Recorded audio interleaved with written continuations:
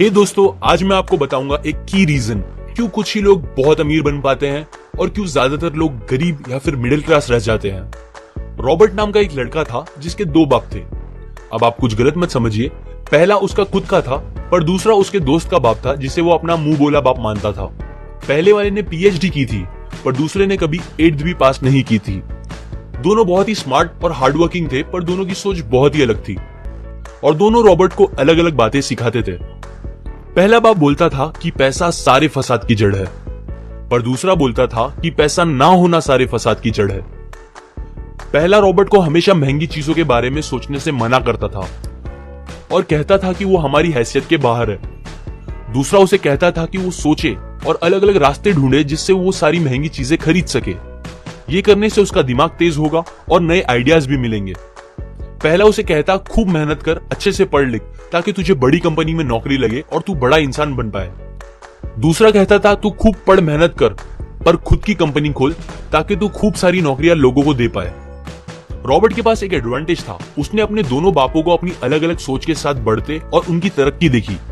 उसने अपना दिमाग लगाया और अपने दूसरे बाप की बातें मानी और फॉलो की, जो कि बाद में मायामी फ्लोरिडा का सबसे अमीर इंसान बना और उसकी सिखाई बातों से उसने खुद करोड़ों कमाए, जबकि उसका पहला बाप जिंदगी भर गरीब रह गया। सबसे इंपॉर्टेंट बातों में से एक बात जो रॉबर्ट ने अपने अमीर बाप से सीखी वो थी फाइनेंशियल लिटरेसी, जिसका मतलब है एसेट्स और लायबिलिटीज के बीच का डिफरेंस जानना। अब आप गौर से सुनिए, ये नॉर्मल कॉमर्स में सिखाए गए मीनिंग से थोड़ा अलग है। रॉबर्ट ने काफी इजी शब्दों में उसका मीनिंग बताया है, जो कि कुछ ऐसा है। एसेट्स कोई भी वो चीज होती है जो आपको पैसे बना के दे या फिर आपके जेब में पैसे डाले, और लायबिलिटीज वो चीजें होती है जो आपके जेब से पैसे ले ले या आपके पैसे खत्म करे। अमीर लोग इसीलिए अमीर होते हैं बिकॉज वो अपने एसेट्स बनाते हैं, जबकि मिडिल क्लास लोग बस लायबिलिटीज पे खर्च करते हैं। मिसाल के तौर पर रमेश और सुरेश नाम के दो दोस्त थे। दोनों सेम पोजीशन और सेम सैलरी पे काम करते थे। जब भी उन्हें सैलरी मिलती, रमेश अपनी सैलरी से नए कपड़े, नए गैजेट्स, नया फोन, बाइक या कार ऐसी चीजें खरीदता था जो उसे अमीर जैसा फील कराती थी।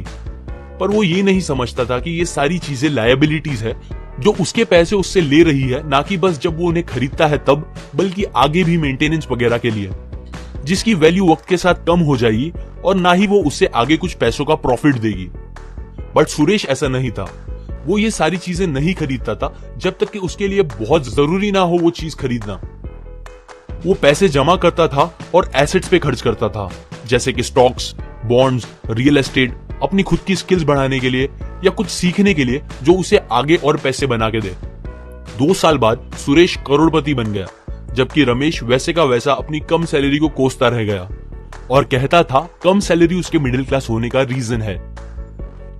एक गरीब इंसान का कैश फ्लो कुछ इस तरह होता है, उसे पैसे मिलते हैं और फिर वो पैसे उसकी जरूरी खर्चों में खत्म हो जाते हैं। एक मिडिल क्लास का कैश फ्लो थोड़ा सा अलग होता है, उसे पैसे मिलते हैं, वो पैसे जरूरी खर्चों और लायबिलिटीज में खत्म कर देता है। इसीलिए मिडिल क्लास और गरीब में ज्यादा फर्क नहीं है। मोस्टली मिडिल क्लास लोगों को लगता है उनका घर उनका एसेट है, पर ऐसा नहीं है। आपका घर आपको पैसे बना के नहीं देता अनलेस आप उसको भाड़े पे दो, जबकि अमीर लोगों का कैश फ्लो ऐसा होता है। उन्हें पैसे मिलते हैं, वो उस पैसों से अपने एसेट्स बनाते हैं पहले और फिर उससे बने पैसों से खर्चा करते हैं। इसीलिए वो अमीर होते जाते हैं क्योंकि उनके इनकम के सोर्स बढ़ते जाते हैं। अगर आपको अमीर बनना है तो ये बात याद रखिए अच्छे से। इस बात से फर्क नहीं पड़ता कि आप कितना कमा रहे हैं, बल्कि आप उन पैसों को कैसे और कहां खर्च कर रहे हैं, ये इंपॉर्टेंट है। आपको कंज्यूमर की सोच से बाहर आकर इन्वेस्टर की सोच अपनानी पड़ेगी। लोग कंप्लेन करते हैं उनकी खराब कंडीशन का रीजन उनकी कम सैलरी है, और सैलरी बढ़ेगी तो वो आराम से रहेंगे।